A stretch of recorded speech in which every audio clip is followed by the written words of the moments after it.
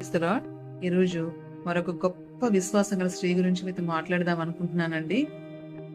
ఈ జనరేషన్ లో కూడా ఇంకా గొప్ప విశ్వాసం గల స్త్రీలు ఉన్నారండి. సుమలత గారి సాక్ష్యం నేను విన్నప్పుడు యూట్యూబ్ లో నేను చాలా హ్యాపీగా ఫీల్ అయ్యాను. ఈవిడ అన్ని జనం నుంచి దేవుని నమ్ముకున్నారు. తన భర్త సునీల్ గారు పాస్టర్, తను రంపచోడవరం అనే ఏరియాలో ఏజెన్సీలో సేవ చేసేవాళ్ళు. ఈవిడిని కూడా అక్కడ తీసుకుని వెళ్ళారు. అక్కడ వీళ్ళు సేవ చేస్తున్నప్పుడు ఆమెకి ఫస్ట్ ప్రెగ్నెన్సీ వచ్చినప్పుడు 4 నెలల్లో ఆమె ప్రెగ్నెంట్గా ఉన్నప్పుడు వాళ్ళ ఫాదర్ ఒక యాక్సిడెంట్లో చనిపోతారనమాట. తర్వాత ఆ బాధ నుంచి ఆమె కోలుకొని చిన్నగా బిడ్డ పుడితే నా బాధ మర్చిపోతాంలే అనుకుని ఉంటుంది. కానీ ఆమెకి బిడ్డ కడుపులో చనిపోయి బిడ్డ లేకుండా అయిపోతుంది. తర్వాత 2వ ప్రెగ్నెన్సీ కూడా అలాగే అనమాట, బిడ్డ చనిపోతుంది అనమాట.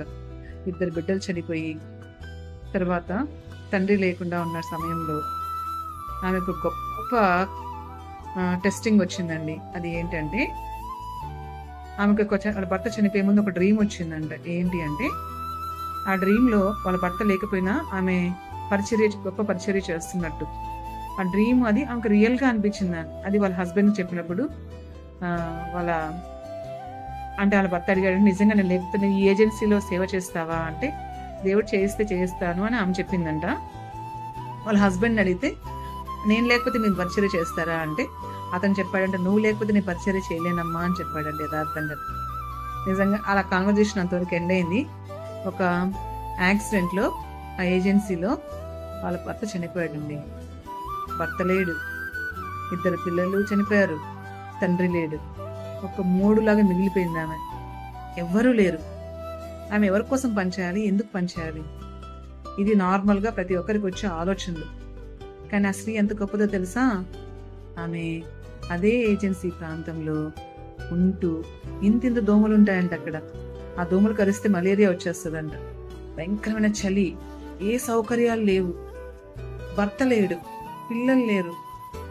అయినా అదే ఏరియాలో వాళ్ళ బ్రదరు, వాళ్ళ అమ్మ సహాయంతో వాళ్ళు అక్కడికి వెళ్ళి ఆ ఏజెన్సీలో సేవ చేస్తున్నారు.